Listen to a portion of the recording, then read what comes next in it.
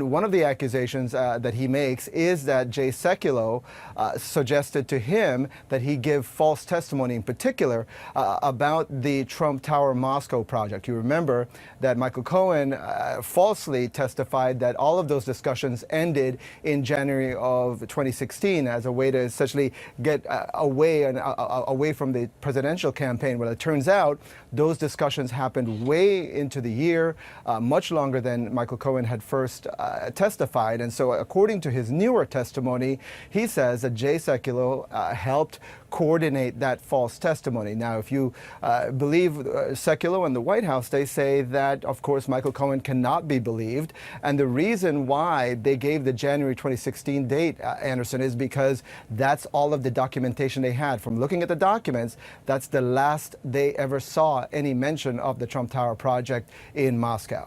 I mean, these are pretty explosive allegations, obviously, particularly against Sekulow. Does Cohen have any proof? He does not. He has very little to corroborate what he is saying here. And again, that's the weakness of some of this testimony.